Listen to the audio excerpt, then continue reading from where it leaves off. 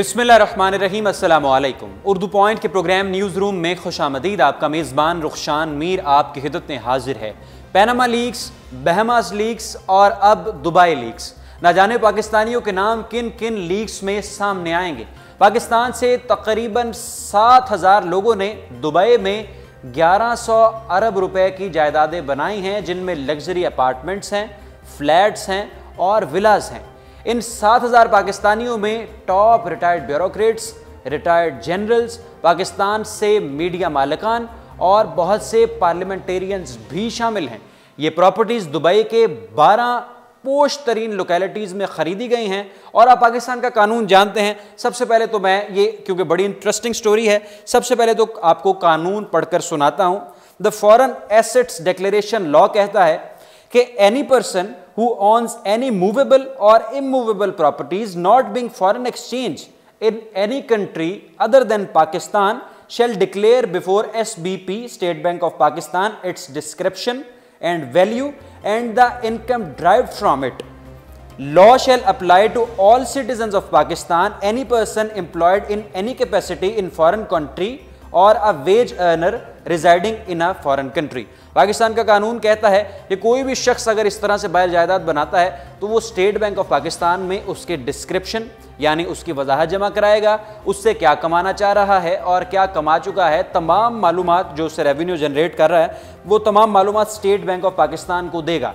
मगर जो 7,000 पाकिस्तानी इस केस में सामने आए हैं जिन्होंने दुबई में प्रॉपर्टीज़ बनाई हैं, उन्होंने स्टेट बैंक ऑफ पाकिस्तान में कोई भी मालूमात नहीं दी हैं। दुनिया भर से नाम सामने आए हैं। तकरीबन 118 ममालिक के 34,000 अमीर तरीन अफराद ने 15 सालों में ये प्रॉपर्टीज़ बनाई हैं। मगर दुख और हैरत की बात एक साथ ये है कि पाकिस्तानियों ने अमेरिका, बरतानिया और अमीर तरीन ममालिक को पीछे छोड़कर तीसरे नंबर पर इस घिनौने कारोबार में अपनी जगह बनाई है।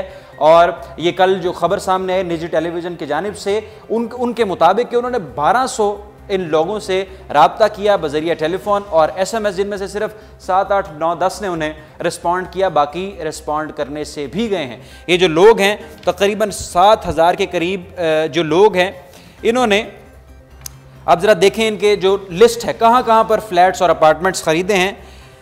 967 विलास खरीदे हैं, residential luxury properties, luxury areas of greens, ये इलाका है दुबई का। 75 फ्लैट्स खरीदे हैं एमिरेट्स हिल्स में। 165 प्रॉपर्टीज़ इन्होंने ख़रीदी हैं डिस्कवरी गार्डन में।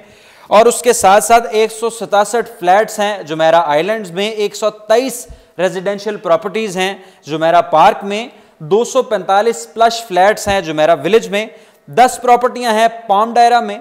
160 हैं पाम जबले अली में। 25 प्रॉपर्टियां हैं पाम जुमेरा शोरलाइंस में। और 234 प्रॉपर्टीज़ हैं इंटरनेशनल सिटी में। और 230 हैं दुबई सिलिकॉन में। जो हमारे पास अब मालूमात हैं उसके मुताबिक यहाँ पर इतनी बड़ी तादाद में ये पाकिस्तान से जो 7,000 जो लोग हैं जिन्होंने 1100 अरब पाकिस्तानी रुपए की प्रॉपर्टीज़ दुबई में ख़रीदी हैं और स्टेट बैंक ऑफ पाकिस्तान को कोई मालूमात नहीं दी, यहाँ पर इनकी प्रॉपर्टीज़ मौजूद हैं। और जो दुनिया में से सामने लोग हैं उनमें तकरीबन 5600 के करीब इंडियंस हैं, 887 कैनेडियंस हैं, 799 अमरीकी हैं, 400 ब्रिटन्स हैं, 194 अफगान्स हैं, 332 ऑस्ट्रेलियंस हैं, 83 न्यूजीलैंड्स हैं और दीगर इस तरह से ममालिक में जो मैंने आपको बताया कि 118 ममालिक के लोगों ने इस तरह से दुबई में प्रॉपर्टीज़ ख़रीद रखी, जिनमें तीसरे नंबर पर पाकिस्तानी हैं।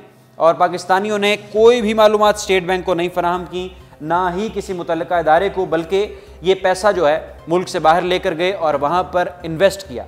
अब जो पाकिस्तान के वज़ीर आज़म के मशीर बराए अमूर ख़जाना है मुफ्ती इस्माइल साहब, उन्होंने बताया है कि ये बाज़ोकात ऐसा होता है कि जाली तरीके से लोग पैसा बाहर ले जाते हैं और वहाँ पर जाके उसको इन्वेस्ट करते हैं और फिर काला धन सफ़ेद करके पाकिस्तान वापस ले आते हैं, जिससे पाकिस्तान की इकॉनमी को शदीद नुकसान पहुँचता है। आप हिसाब लगाइए कि अगर कोई रिटायर्ड अफसर है या कोई 2 नंबर कारोबारी है, वो जब पैसे यहाँ से कमाता है 2 नंबर तरीके से और फिर यहाँ पर बैंकों में नहीं रखता, वहाँ जाके प्रॉपर्टी ख़रीदता है और फिर वहाँ से उसको सर्कल देकर पाकिस्तान में लेकर आता है, पैसा यहाँ का 2 नंबर तरीके से लूटा हुआ आवाम का पैसा वहाँ जाके इन्वेस्ट करके और फिर यहाँ बताते हैं कि हमने वहाँ कमाया और यहाँ पर हम अब लेकर आ रहे हैं और अपने बैंकों में रख रहे हैं। तो इस तरह से ब्लैक मनी को वाइट करने का ये तरीका इन्होंने ढूंढा हुआ है पाकिस्तानियों ने। और बुर्ज खलीफा, दुबई डाउनटाउन और इनके इर्द गिर्द इलाकों में भी पाकिस्तानियों ने जायदादें खरीदी हैं और ये इलाके इतने महंगे हैं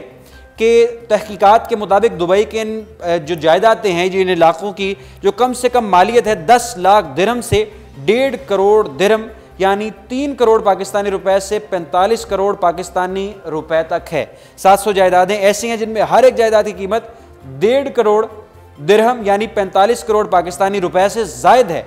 इतने हैवी अमाउंट्स में वहां पर जाकर प्रॉपर्टियां खरीदी हैं 7,000 के करीब पाकिस्तानी हैं। और आप तस्वुर कीजिए 1100 अरब पाकिस्तान से गया है और वहां पर जाके इन्वेस्ट हुआ है। जो स्टोरी के पीछे सहाफ़ी हैं जियो टेलीविज़न से जाहिद गशकोरी साहब, उनसे अभी प्रोग्राम शुरू करने से पहले मैंने टेलीफोन कॉल उन्हें की और हमने उनसे ये जानने की कोशिश की कि अब स्टेटस क्या है, नाम कब सामने आएंगे इन लोगों के। ये जो रिटायर्ड ब्यूरोक्रेट्स हैं, जनरल्स हैं, पार्लियामेंटेरियंस हैं और जो ताकतवर लोग हैं, बिजनेसमैन इस पर शामिल हैं, इनके नाम कब सामने आएंगे और लोगों को कब पता चलेगा। तो इस पर उन्होंने कहा कि नामों की भी तैयारी की जा रही है, नाम उनके पास हैं और वो रफ्ता रफ्ता इसे ये नाम सामने लेकर आएंगे। इंतहाई शर्मनाक ये सूरत हाल है जो पाकिस्तानियों ने अपने वतन से लूट कर दौलत बाहर इन्वेस्ट की है और वहाँ से काले धन को सफ़ेद करने का ये सिलसिला किया जा रहा है। इस पे सिवाय अफसोस के और कुछ नहीं किया जा सकता। अब एहतसाब का अमल पूरे तरीके से होना चाहिए और ये जितने भी लोग हैं, जितने भी खा ताकतवर हैं, इनसे पैसा वापस लिया जाए। जो अवाम की डिमांड है, जो देखने वाले आप मेरे साथ हैं, जो अवाम की डिमांड है कि वो प्रॉपर्टियां चाहे फ़रोख्त करें, जो मर्ज़ी करें, वो पैसा वापस लाया जाए और अवाम के फलाही कामों में लगाया जाए, लोगों को रिलीफ दिया जाए टैक्स में। ये अरबों रुपया, 1100 अरब रुपया, 1100 अरब रुपया, जहाँ पर पाकिस्तान में इतनी गुर्बत है कि बच्चे तालीम हासिल करने स्कूल में नहीं जा सकते, खाने को लोगों के पास पैसा नहीं, पेट में रोटी नहीं, तन पर कपड़ा नहीं, वहाँ पर 1100 अरब रुपया चोरों ने वहाँ पर जाके इन्वेस्ट किया। तो इस पर सख्त एक्शन होना चाहिए। और मैं आपको ये भी बता दूं कि इनमें से 7,000 में से 5,000 लोगों ने प्रॉपर्टीज़ अपने नाम पर ली हैं और 2,000 बेनामी हैं, उन्होंने अपने नाम पर प्रॉपर्टीज़ ली ही नहीं है। ये सारी सूरत हाल है। जैसे ही नाम सामने आते हैं आप हमारे साथ कनेक्टेड रहिए। नाम जैसे ही मंजर यहाँ पर आएंगे आपके साथ ज़रूर शेयर करेंगे। ये एक बहुत इंपॉर्टेंट और अहम स्टोरी है।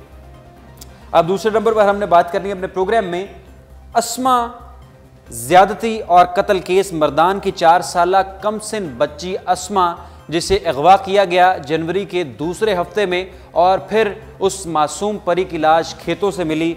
ये वाक़या है मर्दान का, जिस पर खैबर पख्तूनख्वा हुकूमत ने तकरीबन 145 DNA के नमूने पंजाब फोरेंसिक लेबॉर्ट्री को जमा करवाए थे, जिसमें से आज एक नमूने की तस्दीक हो गई है और दो जो हैं नमूने DNA के 145 उन्होंने दिए थे खैबर पख्तूनख्वा हुकूमत ने, 2 उनमें से मैच किए हैं और उन दोनों की उम्र जो बताई जा रही है वो 30 साल से कम है। पंजाब हुकूमत, पंजाब फोरेंसिक लैब के मुताबिक अभी तक इनके नाम सामने नहीं वो लेकर आए, नाम मंजर आम पर नहीं लाए, मगर इनको हिरासत में लिया हुआ था। अब इन्वेस्टिगेशन इनके साथ की जा रही हैं और जैसे ही पता चल जाएगा, कंफर्म हो जाएगा, उस शख्स का नाम भी सामने आएगा, उसे सख्त सजा दी जाएगी। ये ट्वीट्स आज किए हैं पंजाब फोरेंसिक लेबॉर्ट्री ने, वो ज़रा आप मुलाहिज़ा कीजिए कि DNA मैच हुआ है। 145 DNA के सैंपल्स खैबर पख्तूनख्वा हुकूमत ने दिए थे पंजाब हुकूमत को कि आप ये टेस्ट कर दें और अब खैबर पख्तूनख्वा हुकूमत ने अपना भी फोरेंसिक लैब का आज इफ्तिताह कर दिया है, जो कि निशाना तनक़ीद बना रहा था तमाम पाकिस्तान ने कि आपने 4 साल में अपना एक फोरेंसिक लेबॉर्ट्री, फोरेंसिक आपने क्लिनिक नहीं तैयार किया और पंजाब की आपको मदद लेनी पड़ रही है। तो आज उन्होंने उसका भी इफ्तिताह कर दिया है। 2 नमूने आपस में उन DNAs के साथ मैच हुए हैं। 140 से 145 तक DNAs थे और अस्मा जिसे जनवरी के दूसरे हफ्ते में कत्ल किया गया, ज़्यादती की गई मासूम 4 साला बच्ची के साथ मर्दान में और बाद में उसे कत्ल किया गया।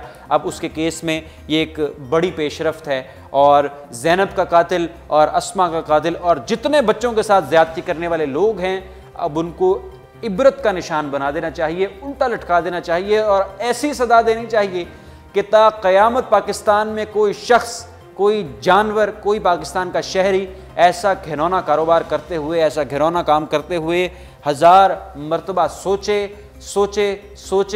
और फिर जब उसको याद आए कि इसका ये अंजाम हो सकता है तो वो बाज आ जाए। ऐसी इबरतनाक सज़ा देनी चाहिए जो लोग चाइल्ड अब्यूज़ में मुलव्विस हैं और जो लोगों की इज़्ज़तें पामाल करते हैं, बच्चों को अगवा करते हैं, खा वो ज़ैनब हो, खा वो अस्मा हो, खा वो कोई भी पाकिस्तान का या इवन दुनिया में कोई भी बच्चों को इस तरह से अगवा करके उनको अपने जिनसी हैवानियत का निशाना बनाता है तो उसे इबरत का निशान ज़रूर बनाना चाहिए। कल पाकिस्तानियों ने कश्मीर डे यौम यकजहती कश्मीर को बड़े पुरज़ोर तरीके से मनाया। जाते जाते आपको बता रहे हैं बड़े पुरज़ोर तरीके से मनाया है। पाकिस्तान के मुख्तलिफ़ इलाक़ों में रैलियाँ निकाली गई हैं, हाथों में हाथ दिए पाकिस्तानियों ने कश्मीरियों के साथ इजहार यकजहती किया है कल 5 फरवरी को। और पाकिस्तान के army chief general Qamar Javed Bajwa ने यह ऐलान किया कि पाकिस्तानी कश्मीरियों के साथ हैं, भारतीय जालिम काबिज़ अफवाज उनको अपनी बर्बरियत का निशाना नहीं बना सकती और उनके अज़ाइम को